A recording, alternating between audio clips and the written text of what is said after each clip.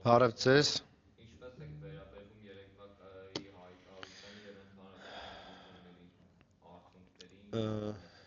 Շնորհակալ եմ հրավերի համար։ Եվս մեկ անգամ արձանագրում ենք, որ Կենտրոնական ընտրական հանձնաժողովը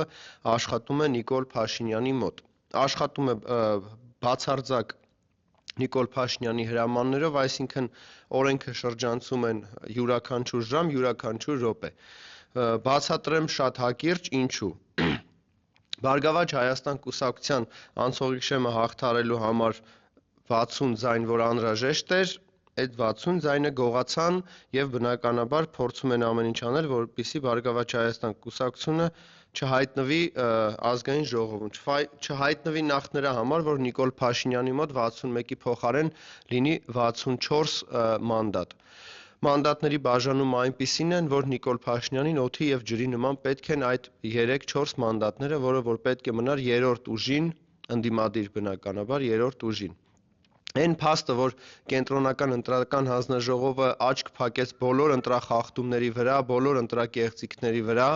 ու այն վարչական ռեսուրսի օգտագործման վրա, որը որ ամիսներ շարունակ իրագործվեց իշխանությունների կողմից, մենք համոզվեցինք, որ Կենտրոնական ընտրական հանձնաժողովը անկախ կառույց չէ եւ չի կարող որոշումներ կայացնել,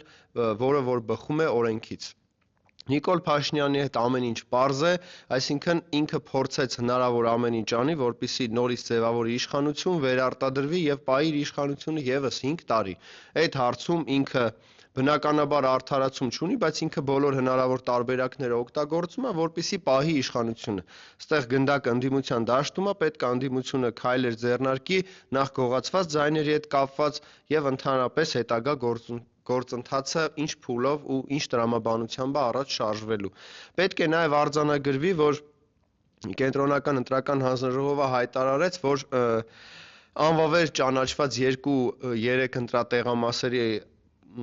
ընդհանուր արդյունքների վրա չեն ազդում, այսինքն այն քվեաթերթիկները, որոնք անվավեր են ճանաչվել տվյալ ընտրատեղամասերում, պայմանականորեն 100 կամ 200 ընդհանուր արդյունքների վրա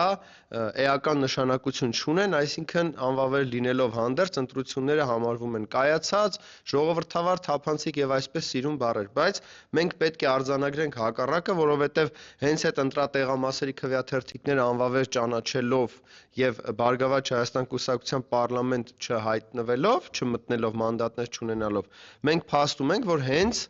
այդ ընտրատեղամասերի ու հենց ընտրակեղծիքների պատճառով էլ երրորդ ընդդիմադիր ուժը չի հայտնվում ազգային ժողովում, այսինքն ընդհանուր արդյունքների վրա ազդում է այդ անվավեր քվեաթերթիկներ ճանաչվածը եւ մնացած բնականաբար պատճառը հետևանքային կապով Նիկոլ Փաշինյանի վերարտադրմանը, որին օգնեց Կենտրոնական ընտրական հանձնաժողովը։ Հիմա մանդատների բաշխումները գիտենք, վերցնել չվերցնելը կորոշի ընդդիմությունը, միանշանակ կդրսևորեն միասնականություն տվյալ հարցում, որպեսզի կարողանան մեկ որոշում ունենան, կամ բոլորը վերցնում են, կամ բոլորը չեն վերցնում մանդատները, պատճառները տարբեր են եւ վերցնելու պարագայում եւ չվերցնելու պարագայում։ Բռնաճնշումները շարունակվում են ու այդ բռնաճնշումները հասել են այն աստիճանի, որ էլի բերման են ենթարկվում մարդիկ, էլի այդ բռնաճնշումները անգամ հետընտրական Հայաստանում շարունակվում են եւ մենք ունենք մի իրավիճակ, որտեղ որ երկրորդ նախագահին թույլ չեն տվել, որպեսզի լքի Հայաստանը, ունենք իրավիճակ, որտեղ Նիկոլ Փաշինյանը էլի ընդդիմադիր լիդերներին ասում է, որ պետք է հացին կակա ասեն, ունենք այն իրավիճակը ավելի բարդացված տեսքով։ Ու նաեւ զուգահեռ իրականություն ունենք, որտեղ որ Ադրբեջանի հատուկ դեսպանը Ալիևի օգնական Հաջիևը հայտնվել էր ջերմուկում, Արմեն Գրիգորյանի հետ քննարկում էին Հայաստանի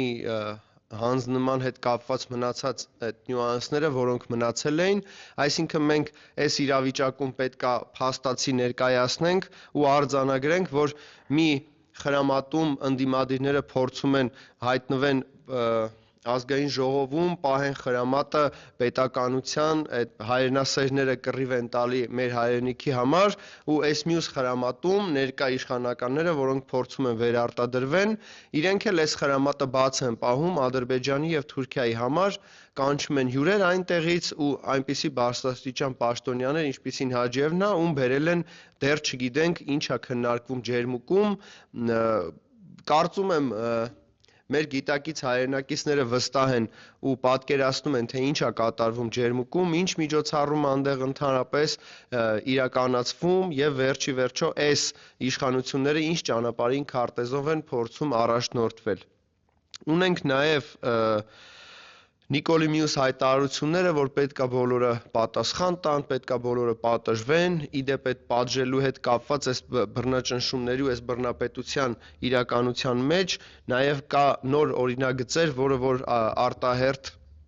այս ներկայիս ազգային ժողովը դեռ պետքա օրինագիծը հաստատի, որը ներկայացնում էր Ալեն Սիմոնյանն, այսինքն ինչ է ասում Ալեն Սիմոնյանը, ունեն 3 նոր օրինագիծ մինչև օգոստոսի նոր գումարման ազգային ժողովը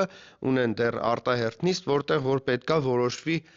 3 օրենքներ հաստատելու օրինագիծ։ Ուրեմն առաջինը, որ բնակավայրերի մուտքի մոտ լինի Հայաստանի Հանրապետության դրոշը 1:2-ի վրա ամենամինիմալ, ոնց որ չափերն է։ Հիմա հարց է առաջանում նախ այս օրենքի մասով։ Յուրաքանչյուր բնակավայր ինքնաբուխ նաև ինչու՞ չէ տեղական ինքնակառավարման մարմինների կողմից արկային դրոշակներ նաև մեր զոհվածների հուշահամալիրների մոտ եւ այսպես շարունակ։ Ինչով է պայմանավորված, որ իրանք այդ եռագույնը տենց ուզում են ծածանեն բոլոր բնակավայրերի մոտ դեռ պարզ չի, կարծում եմ ենթատեքստը դեռ պարզ կլինի այն ժամանակ, երբ որ իմանանք նոր հանձնումները որ մասերում է, այսինքն որտեղ եռագույնը չի ծածանվելու։ Այս իշխանությունների օրոք մենք դեռ չգիտենք եռագույնը որտեղ պետքա ծածանվի, որտեղ չպետքա ծածանվի, որտեղ մեր եռագույնը Արցախում էլ էր ծածանվում, մեր եռագույնը Սև լճի մոտ էլ էր ծածանվում, բայց մեր եռագույնը հիմա օկուպացված է Ադրբեջանի հատուկ դեսպանների կողմից, ովքեր որ այն ուզում են ինչ ուզում են վերցնում են, ինչ ուզում են տալիս են եւ այսպես շարունակ այս իրականության մեջ մենք ապրում ենք, մեր հայրենակիցները ապրում են, այնպես որ այս հարցում ինչ որ նոր բացահայտումներ չկան, ոչ ընտրություններից առաջ էր այդպես, ոչ ընտրություններից հետո այդպես կլինի։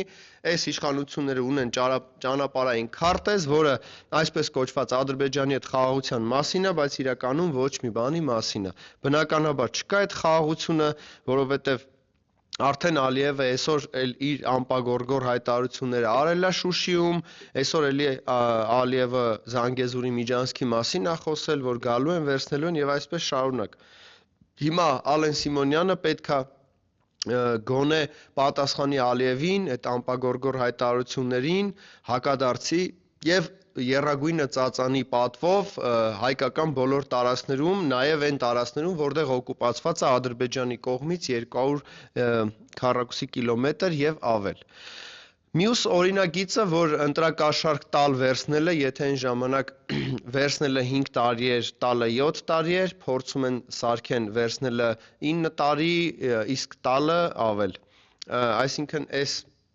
քարոզարշավից հետո իրենք հասկացել են, չգիտես ոնց, չգիտես երբ, չգիտես ինչու, որ պետքա այդ շեմը բարձրացնեն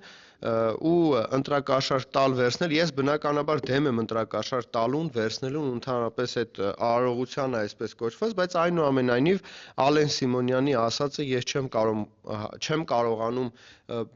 հասկանալ էականորեն այդ իրենց փոփոխությունը ինչով է պայմանավորված, պատճառը հետևանքային կապը եւ այսպես շարունակ կարծում եմ իրենք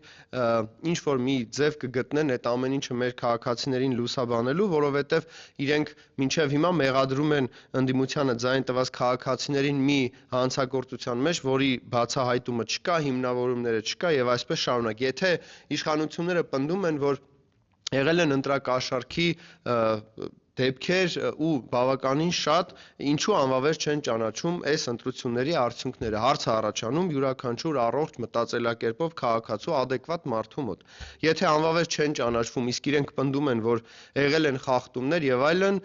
նույնը պնդում են նաեւ ընդդիմությունը, որ վարչական ռեսուրս է օգտագործվել, իշխանությունները անցել են բոլոր կարմիր գծերը հատել են եւ այսպես շարունակ։ Այսինքն ունենք երկկողմանի մեղադրանքներ, բայց ընտրությունները կենտրոնական ընտրական հանձնաժողովը չի ճանաչում անվավեր, այլ ուղղակի Բարգավաճ Հայաստան կուսակցությանը դուրս է թողում